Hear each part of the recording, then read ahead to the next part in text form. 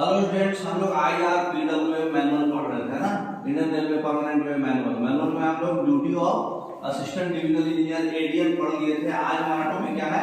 Duty of senior section engineer, जो पीवे overall in charge, जो SSC पीवे in charge जो होते हैं, मतलब इंचार्ज PWI एक लाइन में है ना, इंचार्ज PWI का जो ड्यूटी है, क्या क्या ड्यूटी है, आज हम लोग वो टॉपिक पढ़ने जा रहे हैं। टोटली इधर लाइन बाय लाइन IRPW ठीक आपके सामने बोले हुए हैं, लाइन बाय लाइन हम लोग समझते जाएंगे, पढ़ते जाएंगे। आपको इसलिए सारे चीज का इमेज दिखा दिए ताकि आप ये हम समझाएं तो आपको समझ में आते जाए।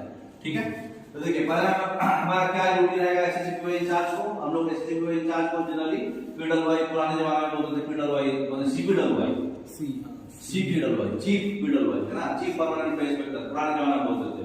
तो जो भी मेंटेनेंस और ट्रैक जो होगा सेफ कंडीशन में रखना उनका ड्यूटी है ना, सेटिस्फैक्टरी कंडीशन में, ताकि ट्रैफिक जा सके आसानी से। जो भी जितना भी वर्क जो है ट्रैक मेंटेनेंस हो या फिर ट्रैक रिलेइंग वर्क हो, नया ट्रैक डालना हो, उसका इफिशिएंट एग्जीक्यूशन कराना है हमको, मतलब अच्छे से एग्जीक्यूशन कराना है, मतलब काम कराना है। एग्जीक्यूशन मतलब क्या होता है? जो काम आपको सौंपा गया उसको करके देना है ना। तो जो भी अकाउंटर है और पीरियोडिकल वेरिफिकेशन होना चाहिए स्टोर्स और टूल्स का।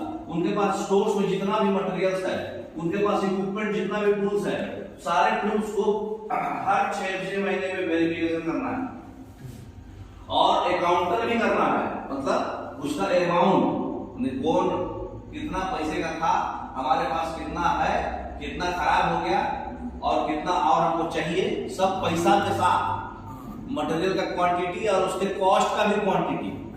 अकाउंटर मतलब क्या हुआ? कॉस्ट भी लेना है। मेंटेनेंस ऑफ लैंड बाउंड्री, जो भी स्टेशन और जो भी आगे इंपॉर्टेंट स्टेशन है, जो भी है उसके एडमिनिस्ट्रेशन एरिया में, उसके जुरिस्डिक्शन में जो भी लैंड बाउंड्री है उसको पूरा मेंटेन होना, कोई बाहरी लोग इंक्रोचमेंट ना कर पाए, है ना। फिर compliance of inspection notes of higher officers in reasonable time. जो भी हायर ऑफिसर्स आपका इंस्पेक्शन किया तो नोट्स दिया होगा आपके सेक्शन में क्या क्या डिफिशिएंसी आया, उसका कंप्लायंस टाइम पे दे देना है। कंप्लायंस मतलब अटेंशन करके बताना है कि कब कब अटेंड किए, जो टाइम लिमिट है उसके अंदर देना है। ठीक है, उसके बाद दूसरा knowledge of rules and regulation, सारे रूल्स और रेगुलेशंस का नॉलेज होना चाहिए उसके पास। कहने का मतलब जो भी इंचार्ज PWI होगा, जो सारे कोड्स, सारे मैनुअल्स, जितना भी correction slips up to date latest जो भी आ रहा है, सर्कुलर्स, सब उसके पास रहना चाहिए, up to date copy, hard copy office में। हाँ, जितना भी इंचार्ज PWI जो है, उस जितने भी रूल्स हैं, रेगुलेशंस हैं, जो भी प्रोसीजर, जो भी वर्क ड्यूटी अपने कोर्स मैनुअल जो उनका दे रहा है, उसके टच में रखना है अपने आप को, है ना। मतलब एक्वाइंटेड रहना है रूल से, मतलब मालूम रहना है क्या क्या रूल्स, क्या क्या नया नया बदला, जो भी इंस्ट्रक्शंस और circulars higher authority time to time देते रहते हैं ना, वो भी उनको अपडेट अप टू डेट रखना है अपने आप को, है ना। जो भी इंचार्ज है, वो जितने भी उनके अंदर में स्टाफ है, उनको भी रूल्स और वर्किंग मेथड्स और एफिशिएंसी परफॉर्म कराने का ड्यूटी असाइन करना है। मतलब आपके अंदर में जो भी एम्प्लॉय है उसको भी रूल से एक्वेंटेंस कराना है। एक्वेंटेंस करने का मतलब जानकारी देना है उनको, भाई देखो सर्कुलर पहले 5 एमएम का है, अब 10 एमएम का दिया गया है, यह पता होना चाहिए तुमको। मतलब जो भी चीजें चेंजेस हो रहा है उसको अप टू डेट अपने खुद को करना है, सारा कोर्स मैनुअल्स ऑफिस में रखना है, सर्कुलर्स अप टू डेट रखना है और अपने स्टाफ को भी कराना है। जो भी इंचार्ज PWI है, वो जितने भी मॉड्यूल्स हैं TMS के, सारे मॉड्यूल्स के बारे में वेल कन्वर्सेंट होना चाहिए, मतलब उनको मालूम होना चाहिए। जो आप TMS में भरते हो, सारा क्या काम करे आज TMS में भर दे, तो उससे TMS में क्या क्या मॉड्यूल्स आ रहा, एसेट सेक्शन है, रजिस्टर है, स्टोर है, जो भी उसमें मॉड्यूल्स रहता है, उस मॉड्यूल्स के बारे में सारे बारे में नॉलेज रहना चाहिए TMS का। अब देखिए ये ओवरऑल था, अब उसको डिटेल में हम लोग पढ़ेंगे, है ना। तो जो भी सेटिस्फैक्टरी और सेफ कंडीशन में मेंटेनेंस रखना है, उसको क्या करना है उसके लिए वो क्या करेगा? जो भी शेड्यूल्स दिया गया है, टेबल 1 भी अभी नीचे हम लोग पढ़ेंगे, शेड्यूल्स एडमिनिस्ट्रेशन के द्वारा दिया गया है टाइम टू टाइम, वो इंस्पेक्शन डिटेल्स TMS में डालेगा, है ना। और जो भी उसका कंप्लायंस है हायर ऑफिसर का, रिजनेबल टाइम में भी डाल देंगे। कंप्लायंस मतलब जो उसको अटेंशन करे और किस डेट को करे, है ना, वो नोट को कंप्लायंस बोलते हैं। तो वो इंचार्ज जो है उसको क्या करेंगे? अपना सस्टेन्ड अटेंशन देंगे जो भी परमानेंट वे है, रिगार्डिंग सेफ्टी हो या फिर स्मूथ रनिंग हो या इकोनॉमी हो और क्लीननेस हो। साफ सफाई होना चाहिए, सेक्शन में घास फूस भरा नहीं रहना चाहिए, इकोनॉमी होना चाहिए। मतलब ऐसा नहीं है कि हाँ जेसीबी लगा दिए तो बस खाली रेलवे के मतलब हिसाब से एकदम चेकना रहना चाहिए, पूरा सेस भी क्लीन मार रहे हैं। मतलब अपना बजट भी आपको मेंटेन करना रेलवे का इकोनॉमी भी पीडब्ल्यूआई को मेंटेन रखना है। मतलब डिवोशन दिखाना है आपको काम के प्रति, सेफ्टी के प्रति दिखाना है, स्मूथ रनिंग होना चाहिए, है ना। फिर हमेशा विजिलेंट रहना है, जितना भी फॉल्ट्स और इरेगुलरिटी जो आ रहा है और उसका प्रॉम्प्ट रेमेडी भी देना है। विजिलेंट रहना मतलब कॉशियस रहना है, मतलब कभी भी कुछ भी फेलियर आया तुरंत उसको परमानेंट वे में जो भी फॉल्ट आ रहा है, चाहे वो वेट फेलियर हो, रेल ब्रेकेज हो या फिर स्लीपर टूट जाए या फिर कुछ भी हो, उसको प्रॉम्प्टली रेमेडी करना है। जो प्रॉपर उपचार है वो तुरंत करना है, जल्दी करना है, हमेशा कॉशियस रहना है। जो भी ट्रैक का बिहेवियर है, हमेशा ट्रैक पास करते समय इनएडिक्वेट पैकिंग हो या फिर रूटीन इंस्पेक्शन में कुछ कमी हो, वो तुरंत ट्रैक का बिहेवियर को नोटिस करते रहना है, ऑब्जर्व करते रहना है ना। ट्रैक कैसा बिहेव कर रहा है, मतलब वो उसका पैकिंग खराब तो नहीं है, छनाई तो नहीं खराब है, क्यों खराब है पूरा, है ना। उसके बाद फुटप्रिंट करना है, इंजन रिपेयरमेंट करना है फास्ट ट्रैक का, है ना। और बैड रनिंग लोकेशन को नोट लिखना है। तो बैड रनिंग लोकेशन का जो भी लोकेशन है बैड, उसको नोट करके फिर उसको रेक्टिफाई करना है, सही करना है उसको, है ना। उसके बाद क्या करना है, इमीडिएटली जो भी डिफेक्ट्स है जो उसके पावर से बियॉन्ड है, अब जैसे मान लीजिए सेस वर्क है, अब सेस वर्क के लिए तो भाई डीएन का पावर लगेगा, एडीएन का पावर लगेगा, तब वो जाकर के सैंक्शन होगा काम। तो वो जो उसके पावर, उनके पावर के बियॉन्ड है, वो एडीएन को नोटिस करके और एडवाइस देना है उनसे, भाई बताइए ये ऐसा ऐसा प्रॉब्लम हम नोटिस कर रहे हैं, उसे क्या किया जाए, हमारे लेवल से बियॉन्ड हो रहा, आप कुछ सुझाव दीजिए, है ना। फिर टाइमली जो है ट्रैक जो भी एज पर रूल जो है ट्रैक सेंटर से 6 मीटर लेफ्ट और 6 मीटर राइट पेड़ पौधा नहीं रहना है, कहीं भी पेड़ पौधा नहीं रहना है। क्यों? क्योंकि अगर आंधी तूफान आया तो ट्रैक प्रॉक्सिमिटी में गिर जाएगा, नजदीक में, ट्रैक के नजदीक में गिर जाएगा या फिर ट्रैक पे भी गिर सकता है। तो इसलिए ट्रैक से 6 मीटर लेफ्ट या राइट कहीं भी ट्रैक और जो भी ट्री है उसको काट देना है टाइमली, और सस्पेक्टेड को तो सबसे पहले काटना है ना। उसके बाद रूटीन इंस्पेक्शन के समय में ये डिटेल्ड पीरियोडिकल इंस्पेक्शन, जो मतलब जो भी बिजनेस ब्रिज में आ रहा है या फिर जो भी स्ट्रक्चर टैंक है, जो भी अभी आपको दिखाए थे ना RAW और RAT ब्रिज, उसको रिपोर्ट बना करके और अटेंशन के लिए एडीएम को भेजना है कि भाई हमको ये सब ब्रिज का स्पेशल हमको अटेंशन देना पड़ेगा, ब्रिज इंस्पेक्शन बिगनेस है ब्रिज में, कमजोर है ब्रिज, इसके लिए स्टेस वर्क करना पड़ेगा, तो सब एडीएम को रिपोर्ट करना है पहले ही, है ना, डिटेल इंस्पेक्शन देना है।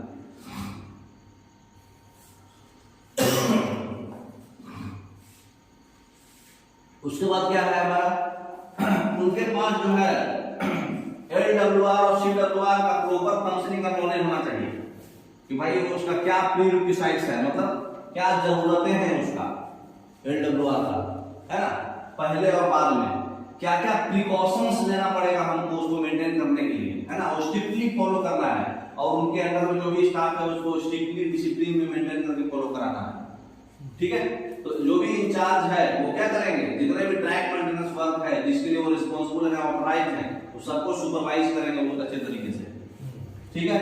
उसके बाद patrolling of the track hot weather में, कोल्ड वेदर में या मॉनसून वेदर में, है ना, उसके लिए अरेंजमेंट्स करेंगे, चाहे वो इक्विपमेंट्स हो, चाहे वो उसका डिटेल प्लान करना हो, टाइमिंग्स हो, है ना, लोकेशंस हो, कहां पेट्रोलमैन कितना किलोमीटर पे रखना है, जो किलोमीटर रहता है ना, पेट्रोल चार्ट हो, सब कुछ, है ना।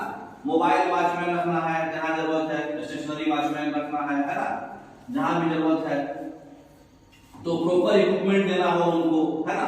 उसके बाद रिपेयर्स और रिस्टोरेशन ऑफ ट्रैफिक, अगर एक्सीडेंट हुआ, डिरेलमेंट हुआ या फिर बबलिंग हो गया या फिर पास आउट हो गया या फिर रेल फ्रैक्चर हो गया, तो जो भी रिपेयर्स और रिस्टोरेशन करना है ट्रैफिक, उनको उनका रिस्पांसिबिलिटी है, जल्दी कराना है ना। उसके बाद क्या करना है, ERC ग्रीसिंग या फिर जितना भी फिटिंग्स है उसका इफेक्टिवनेस, मतलब soundness, squareness of sleeper, sleeper दुनिया में होना चाहिए। उसके बाद ट्रैक का ड्रेनेज, ये सब जितना चीज है ये सब प्रॉपर रिस्पांसिबल मेंटेन करना है, ठीक है। चाबी फिक्सिंग में होना चाहिए, जितना भी फिटिंग्स है सब मिसिंग नहीं होना चाहिए, लूज नहीं होना चाहिए, सब साउंडनेस होना चाहिए, कहीं भी स्लीपर टूटा फूटा नहीं होना चाहिए, स्लीपर दुनिया में होना चाहिए, है ना। ड्रेनेज प्रॉपर होना चाहिए। उसके बाद डिस्टेंसिंग कराना है, वेल्डिंग कराना है, और जो भी मेंटेनेंस कराना है तो जो भी ब्लॉक पीरियड का टाइम दिया जाता है उसके अंदर कराना है जो ब्लॉक लिया गया है। उसके बाद रेल टेम्परेचर का रिकॉर्डिंग, डिस्टेंसिंग का टेम्परेचर का रिकॉर्डिंग, मिनिमम मैक्सिमम टेम्परेचर का रिकॉर्डिंग, और पीरियडिकली थर्मामीटर लगा के हमेशा रेल टेम्परेचर को चेक करना है, स्टैंडर्ड टेम्परेचर कैसा चेंजेज आ रहा है ना। फिर जो भी स्पीड रिस्ट्रिक्शंस कहीं लगाना पड़े, क्वेश्चन ऑर्डर देंगे हम उसको, है ना। अगर TD + 20 डिस्टेंसिंग टेम्परेचर से 20 डिग्री टेम्परेचर, जैसे डिस्टेंसिंग टेम्परेचर जो है मतलब साउथ सेंट्रल रेलवे का 39 डिग्री सेल्सियस है ना।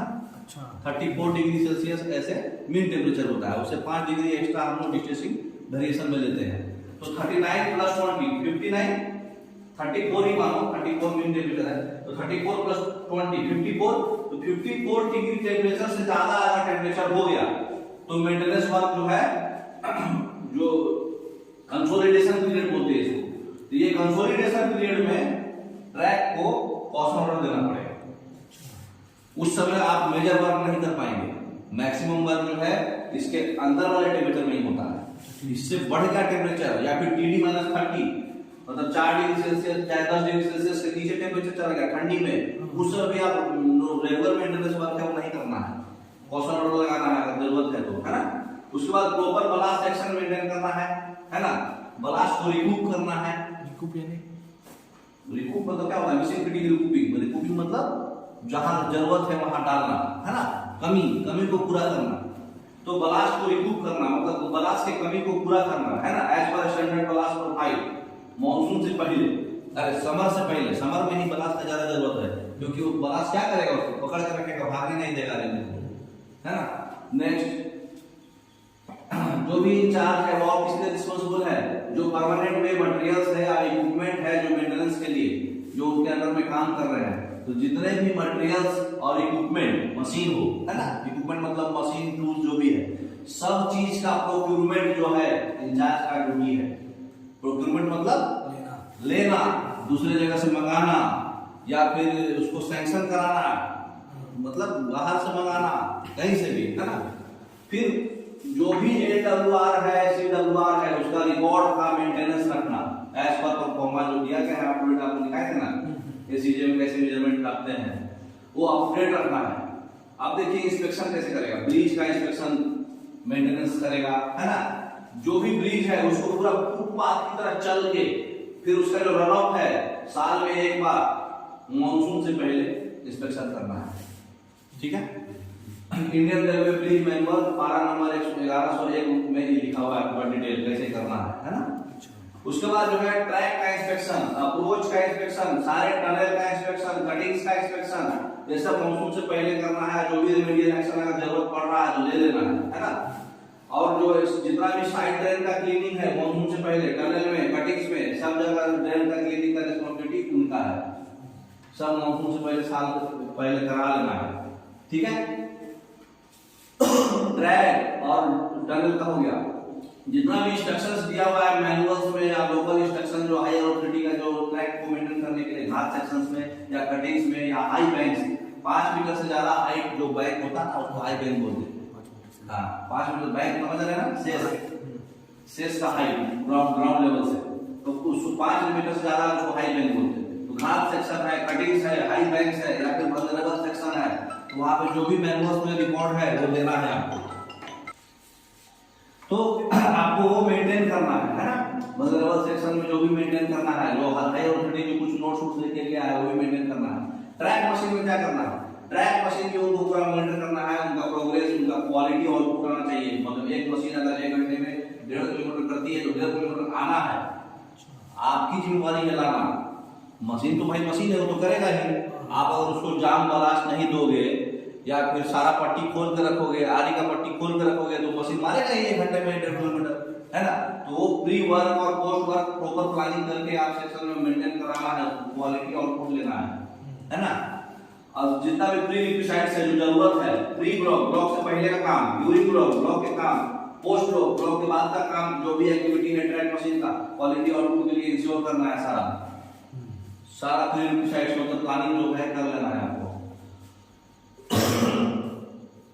उसके बाद आपका क्या क्या है, उसके बाद जितना भी टाइमली अरेंजमेंट होना चाहिए और टेक्नोलॉजी जो स्टोरेज वर्क है, जो ऑयल्स है, एचएसडी ऑयल देना पड़ता है ना मशीन को, उसके जुरिडिक्शन में जो मशीन है उसका ट्रांसपोर्टेशन अरेंजमेंट पीडब्ल्यूआई को देना पड़ता है, रिस्पांसिबल टेक्नोलॉजी अरेंजमेंट है ना। उसके बाद जो लाइटिंग अरेंजमेंट्स है, नाइट वर्किंग कर रहे हैं, लाइटिंग अरेंजमेंट जनरेटर देना पड़ेगा, है ना। उसके बाद जो है जो भी टैंपिंग टूल्स है उसका ट्रांसपोर्टेशन, या फिर टैंपिंग टूल्स को रिकंडीशनिंग करना पड़ेगा, कहीं मार खा के आगे रिकंडीशनिंग करना पड़ता है, उसको रिकंडीशन टैंपिंग टूल्स को भी मशीन पे लाना है ना, उसका भी ट्रांसपोर्टेशन कराना है। फिर जितना भी साइड ऑफ द वर्क है उसका प्रोटेक्शन, और जो आजू बाजू जो भी है मतलब घास फूस सेस क्लीनिंग और नाला वाला जो भी एडजॉइनिंग ट्रैक जो भी है उसका रिस्पांसिबल, उसका प्रोटेक्शन। उसके बाद जो भी अरेंज करना है एडिक्वेट प्रिकॉशनरी मेजर्स आपको देना है, किसके लिए, साइड ऑफ द वर्क के लिए और एडजॉइनिंग ट्रैक के लिए, आजू बाजू जो भी है ना, जो जरूरत है। स्टाफ के भी सेफ्टी देखना है आपको, मशीन का भी सेफ्टी देखना है, मशीन का वर्किंग भी देखना है, ठीक है। ट्रेन का डेंजर नहीं होना चाहिए, काम करने के बाद ऐसा नहीं कि मशीन ट्रैक खराब कर दिया और ट्रेन भेज दिए, वो भी देखना है, ठीक है। कुछ सेक्शन में खराबी मतलब मशीन से खराबी हुआ तो वो भी मेंटेन रखना है, ठीक है। एडजॉइनिंग लाइन को भी देखना है, और नीचे करके वो अगर आप एक लाइन पे काम कर रहे हैं तो दूसरे लाइन पे भी एडजॉइनिंग लाइन, बगल वाले लाइन में डबल लाइन है, सिंगल लाइन में काम कर रहे हो डबल लाइन में कुछ सेफ्टी हो देखना है स्टाफ का, है ना। बहुत मास वर्क होता है तो बगल वाले लाइन में भी 50 kmph का क्वेश्चन ऑर्डर दिया जाता है, उधर काम नहीं है फिर भी हेवी वर्क है इसलिए, ताकि बारिश हो जाए, और बिजली दिया जाता है, क्वेश्चन ऑर्डर लिखा जाता है कि आप मशीन मार के जाइएगा। फिर जो भी ट्रैक प्रोटेक्शन है, जो सेफ्टी, जो मैन जो काम कर रहे हैं उनको भी लुक आउट करना है, मतलब साइड पे ट्रैक का भी प्रोटेक्शन करना है और आदमियों का भी प्रोटेक्शन करना है। फिर उसके बाद जो है जितना भी मशीन स्टेबल्ड है साइडिंग लाइंस में, है ना, और ये सब स्टेशंस में, उसको आइडियल नहीं रखने देना है। मशीन्स का आइडियल रहना भी पीडब्ल्यूआई का फेलियर है। मशीन्स को प्रॉपर यूटिलाइज करना है, प्रॉपर यूज करना है ना। तो ऐसा नहीं कि आज हमारे पास स्टाफ नहीं है, आज हम मशीन नहीं यूज कर पाएंगे, आप मशीन आज एंजॉय कीजिए, ऐसा नहीं। मतलब किसी न किसी तरह से प्लानिंग जो है ऐसा करना है कि आपका ब्लॉक वेस्ट नहीं होना चाहिए, ब्लॉक टाइमली क्लियर होना चाहिए, ब्लॉक लेना भी है प्रॉपर दिमाग लगा के, कब कब ट्रेन है, कब कब ट्रेन में गैप है, उसी टाइम हम प्लान करके मशीन को निकाल के ब्लॉक लेना है, मशीन का मेंटेनेंस उसके पहले हो जाना। मतलब इस तरह का प्लानिंग करना है कि मशीन से आपको प्रॉपर आउटपुट आए, आइडियल नहीं हो, है ना। फिर प्रोटेक्ट करना है, जो भी स्टेबल मशीन है उसको हमेशा वॉचमैन रखना है ना, ताकि कोई सिक व्हीकल्स मतलब सेम साइडिंग में नहीं जा पाए, ताकि मशीन को निकालने में, ब्लॉक लेने में तकलीफ ना हो। मतलब कि जैसे मान लीजिए यहाँ पे एक पैकिंग मशीन है, यहाँ पे कोई दूसरा मशीन आकर के रह गया जो खराब हो गया है, तो ये मशीन तो निकल ही नहीं पाएगा।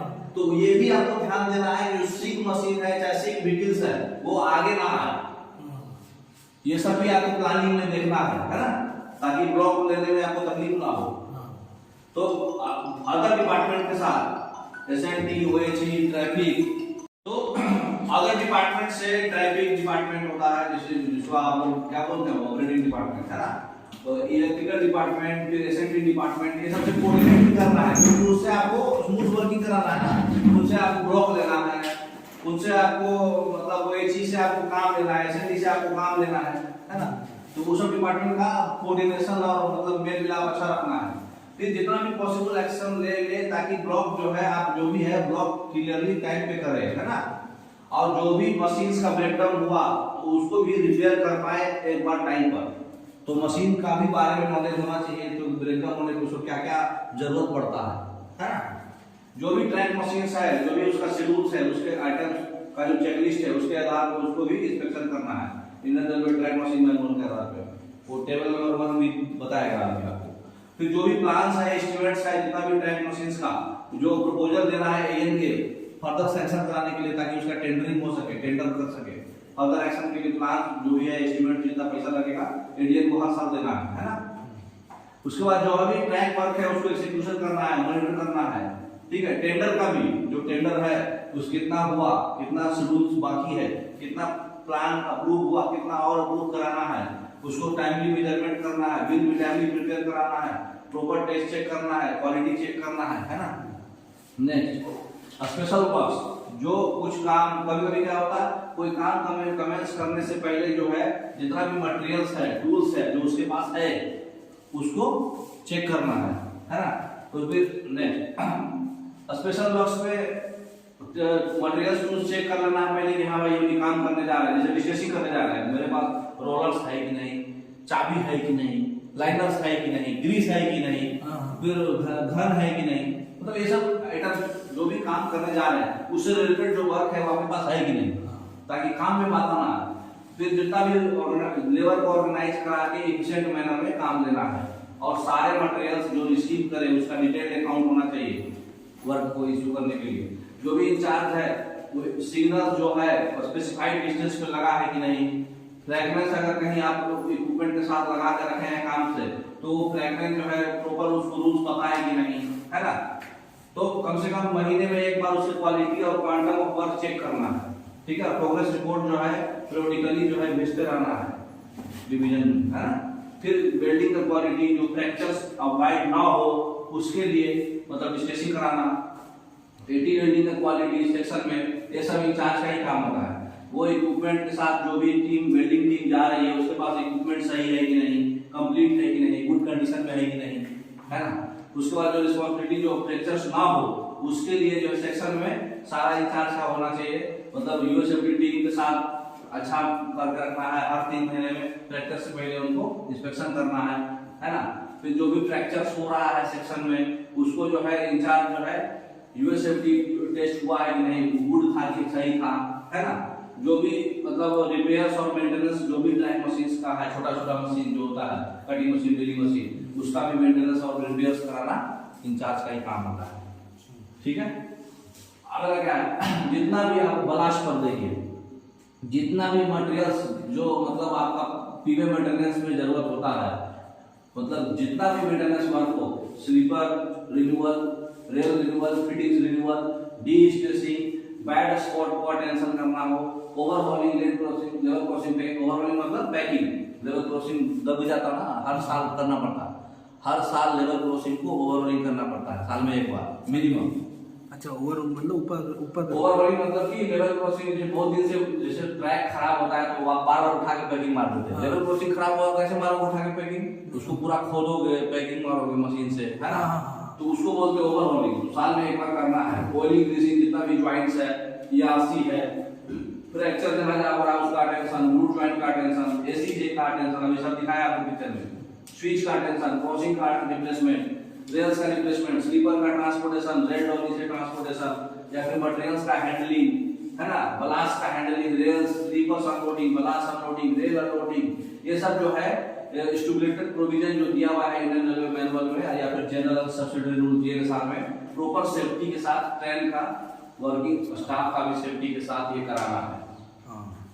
फिर जो भी मटेरियल्स में ट्रायल है, जो मॉनिटरिंग करना है परफॉर्मेंस ऑफ मटेरियल, जो मतलब बहुत सारा मटेरियल होता है जो ट्रायल में नया मशीन आता है ट्रायल के लिए, नया मटेरियल आता है ट्रायल के लिए, तो उसको जो भी डिटेल्स है जो ट्रायल स्कीम में कलेक्ट करना है वो डिटेल्स लेके एएन को सबमिट करना है टीएमएस के थ्रू, है ना।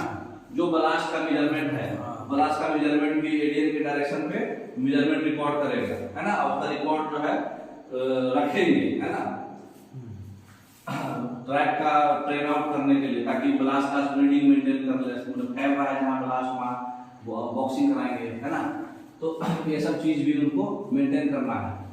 उसके बाद जो है वर्क्स, ब्रीज, स्टाफ्स और अदर डिपार्टमेंट के स्टाफ से मेंटेन कोऑर्डिनेशन मेंटेन रखना है, क्लोज कोऑर्डिनेशन बना के रखना है, रिश्ता बना के रखना है अच्छा सारे अदर डिपार्टमेंट से, इलेक्ट्रिकल स्टाफ जो भी है ना।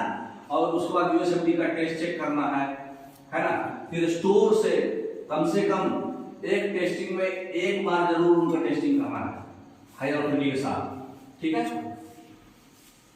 और हर महीने एक बार करना है एंटीवेल्डिंग साइट टेस्टिंग, उसके बाद इंस्पेक्शन। फिर स्टोर के साथ डील करना है उसको। स्टोर का जो इंचार्ज होता है, स्टोर का जो भी डिपो है उसका इंचार्ज कौन होता है, पीडब्ल्यूआई, तो उस सारे आइटम्स जो स्टोर में है उसके जुरिस्डिक्शन में उसका सारा क्या करना है, उसको देखना है, उनका सिक्योरिटी, रेल्स का, स्लीपर्स का, फास्टनिंग्स का, जो भी मटेरियल्स है, अनयूज मटेरियल जो है प्रॉपर्ली स्टैक रखना है ताकि लाइन से दूर रखे और वो सेफ रनिंग में रहे। फिर जितना भी रिक्विजिशंस चाहिए, इंडेंट चाहिए नए मटेरियल्स के लिए, नए मटेरियल्स के प्रोक्यूरमेंट के लिए रिक्विजिशन इंडेंट देना पड़ता है, तो नए मटेरियल्स के लिए एज पर रिक्वायरमेंट जो उनको एडवांस में देना है ताकि क्रिटिकल सिचुएशन ना आ जाए, ऐसा नहीं कि सब खत्म हो गया कहां से लाए, मतलब पहले ही सब प्लान करके फिटिंग्स में जो भी इक्विपमेंट्स है वो सबमिट कर देना है रिक्विजिशन, है ना। उसके बाद रिस्पांसिबल हमेशा रहना है, स्क्रैप जो भी है उसको बेच देना है, टाइमली डिस्पोजल कर देना है हर मटेरियल्स का, है ना। जो भी स्टोर को नीट कंडीशन में रखना है, सारे ट्रांजैक्शन का जो है रिकॉर्ड्स जो है मेंटेन रखना है स्टोर में टाइम टू टाइम, और सारे स्टोर्स का वेरिफिकेशन स्टॉक वेरीफायर के साथ अच्छे से कराना है ऑपरेशन से, है ना। उसके बाद जो है उसको हायर ऑफिसर्स को एकम्पनी करना है। जब हायर ऑफिसर्स को एकम्पनी करेगा तो उसमें साथ में क्या क्या लेके जाएंगे, गेज लेवल, रेंजवे गेज, गेज का गैप कितना है चेक लेवल का वो बताता है ना। फिशिंग कोड मतलब रस्सी गुनिया, है ना। टेप, फिर 30 सेंटीमीटर का स्केल, फिर gauge, pillar gauge, magnifying glass, mirror, versine नापने वाला इक्विपमेंट, है ना।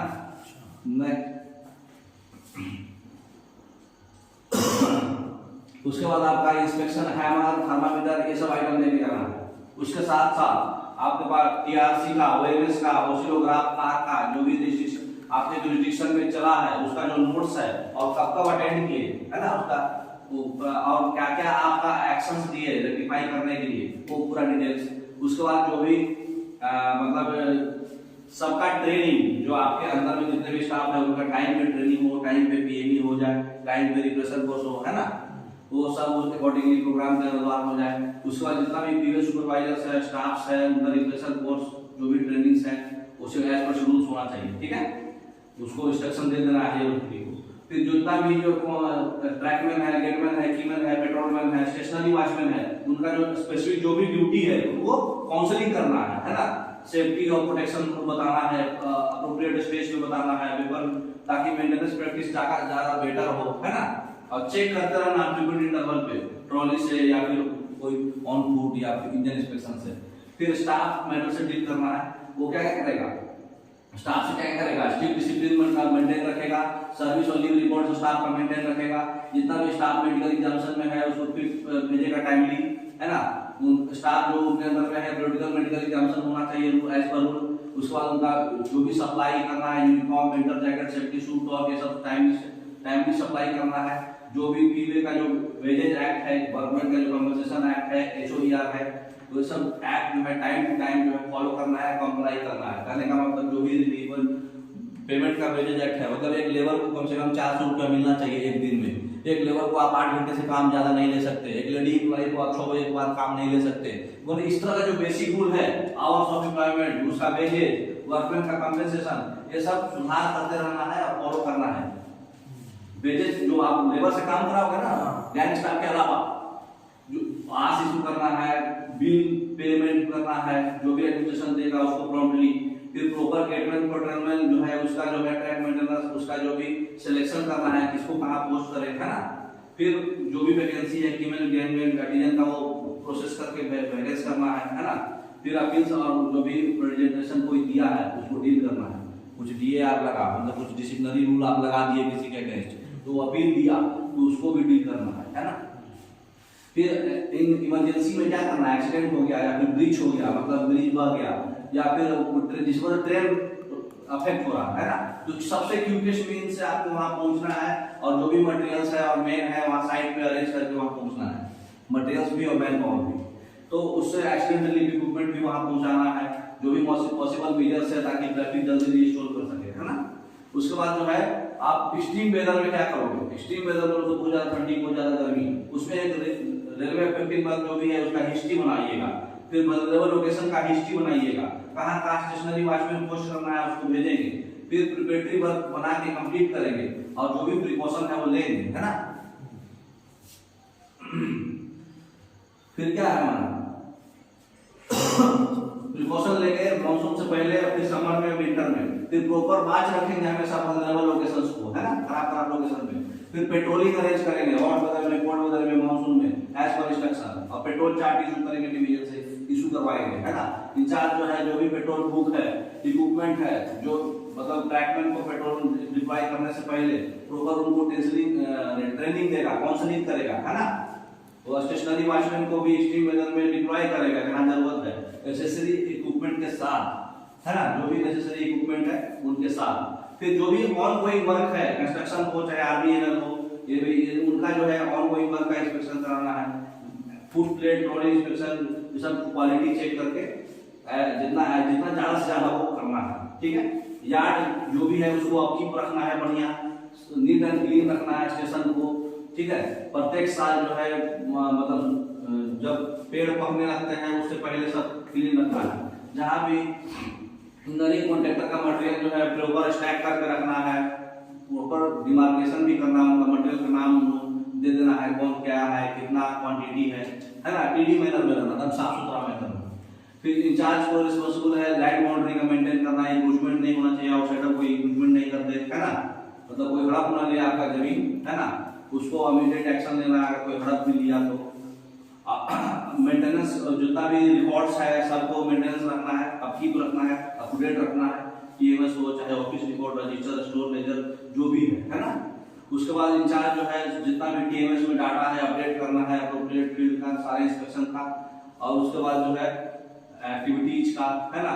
उसके बाद जो है आप ट्रांसफर होता है तो ट्रांसफर में जो डिटेल्स देना है उसका रिलिक्विशमेंट करना है। मतलब जो पैराग्राफ 143 से 144 में जो इंडियन रेलवे बोर्ड जो है इंजीनियरिंग डिपार्टमेंट दिया है कि आपका ट्रांसफर होता है तो आपको क्या क्या डिटेल्स हैंड ओवर करना है उनको, वो प्रॉपर टाइमली कर देना। तो इतना सारा काम है उनका, ठीक है। अब एक बार शॉर्टकट में देखिए, आगे लिखा हुआ है क्या क्या इंस्पेक्शन कितने महीने में करते हैं, ठीक है। तो ये इसमें अभी नहीं देखेंगे, अगले कल जो है जेई का काम कर टाइम में एक ही बात तीनों को चार्ट में देख लेंगे, ठीक है, डिटेल इंस्पेक्शन, ठीक है, ओके।